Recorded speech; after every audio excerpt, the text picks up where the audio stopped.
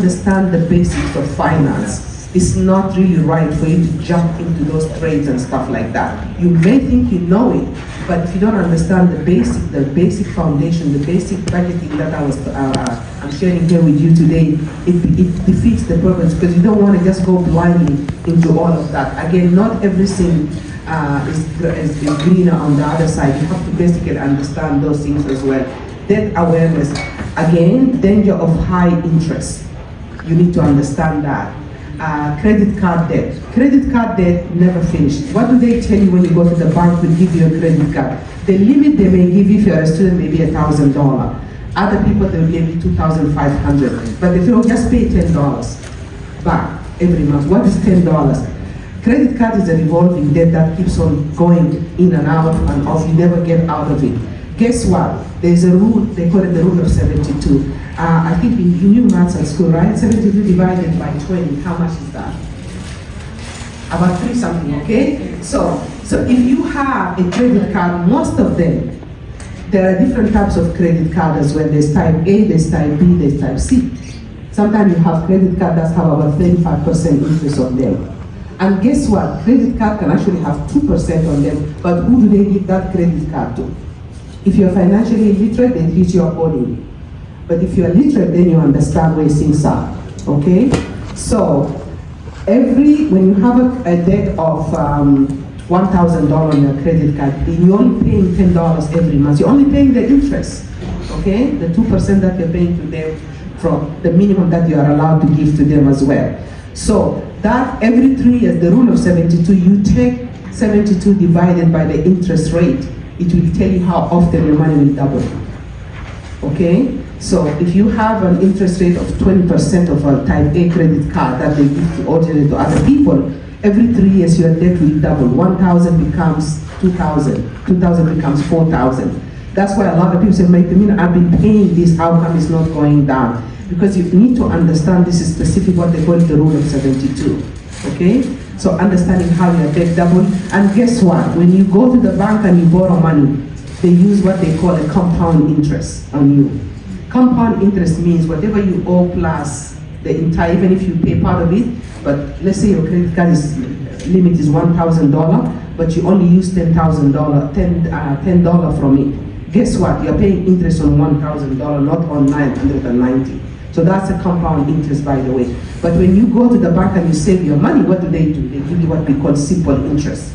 Yeah. Simple interest is coming into new money that you're putting in. If you're putting $20 to your 1,000, that's already there. Now you're at 20, it's 1,200. They only give you interest on $20, not on the entire amount. But when it comes to debt, they give you debt on the entire amount interest. So be careful of those specific things for you to be able to understand that.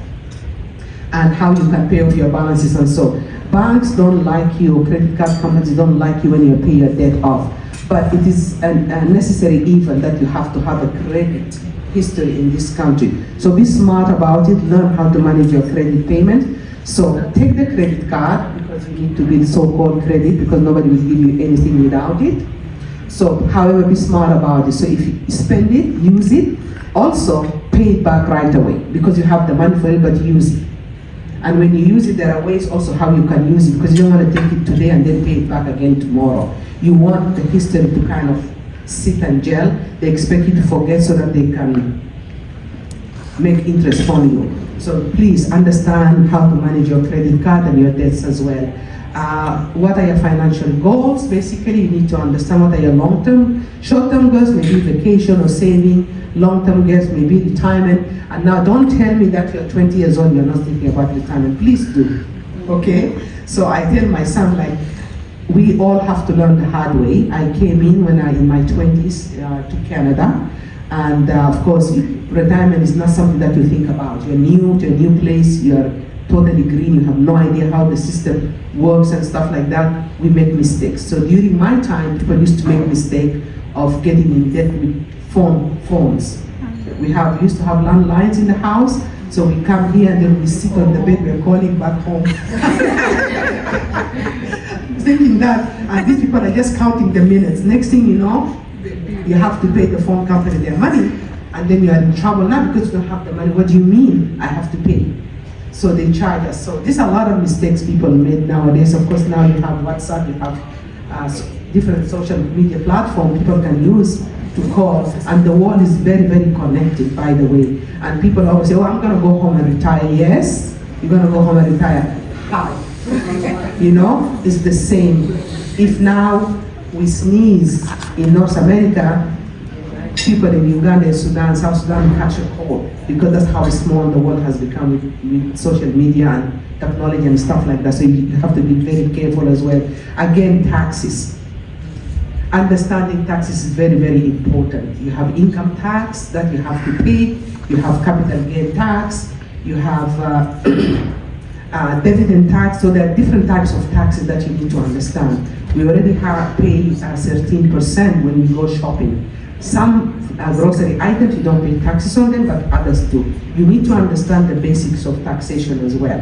What goes. I remember when I came here, they said I should go buy a boot. That was in 1990, okay? So when I went, they told me the boot was like $100, I think. So when I was gonna pay, they charged me, they said 115 something.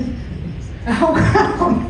You know, it was very interesting. So my friend, God rest her soul, she passed away. She said to me, oh no, Huda, you have to pay taxes. I was really shocked. That was my first time ever that you have to pay. It was very obvious the tax I had to pay. So I learned the hard way anyway, but we learn, okay? Make sure that you understand that when you have a pay slip that they give you in the office, please make sure you understand how your pay stub actually looks like, what deduction they take from you, and how can you manage for them not to take a lot. Because guess what?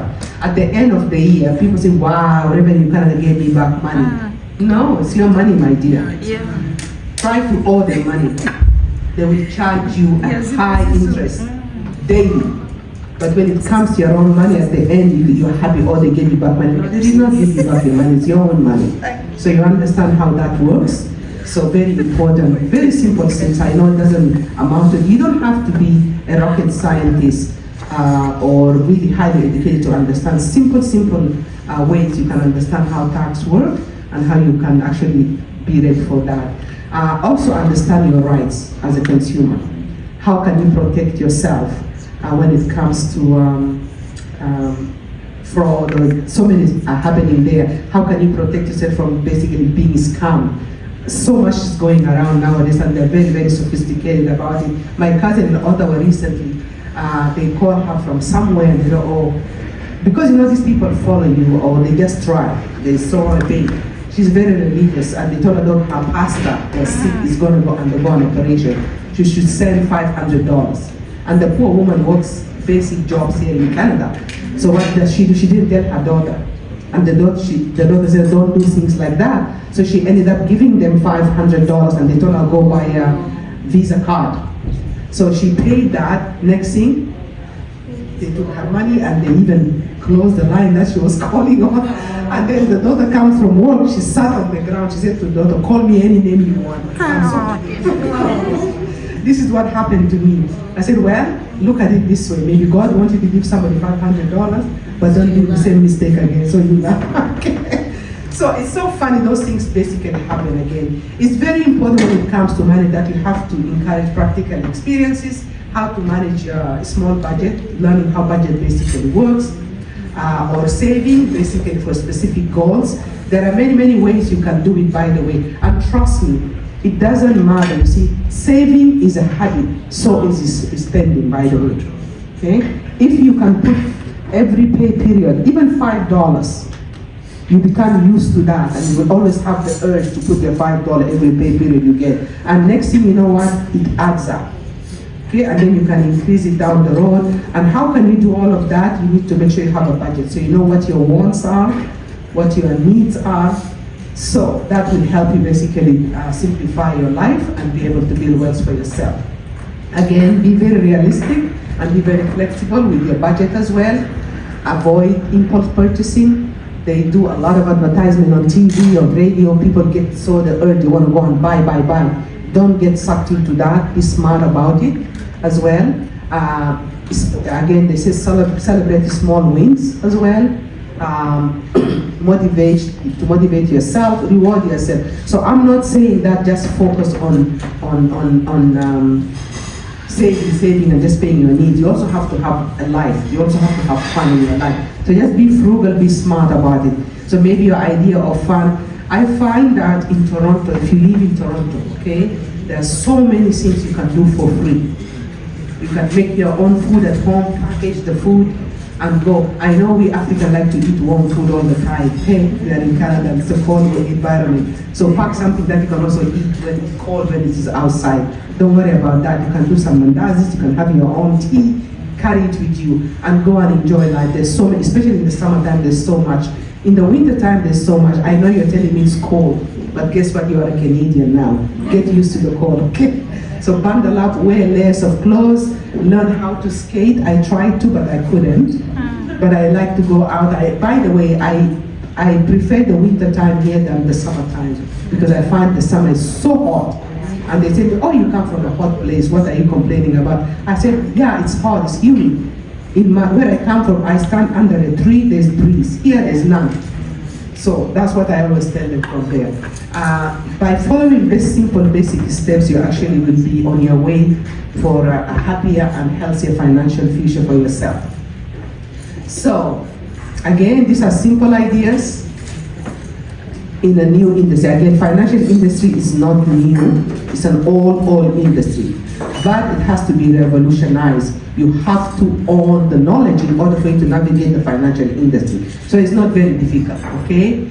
Now, we have to take charge of our own finances and then step into the financial world by even going to a bank and asking them, by the way, where is my $1 going? How are you investing my money? Whatever, things like that. Please don't feel ashamed, ask questions. Sometimes people, as I said earlier, it's like a taboo and people feel ashamed that, oh, the bank teller will know how much I have, so you work hard for your dollar. So why don't you be also able to ask the right question for yourself?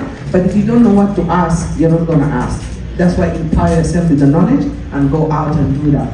Again, you have to integrate your financial planning strategies and services, your own personal finances. How do you do that? How do I save? How do I invest? How education funding if I have children as well? How do I go along that? Long-term care. Many of our people work in healthcare services in North America, in Canada here as well.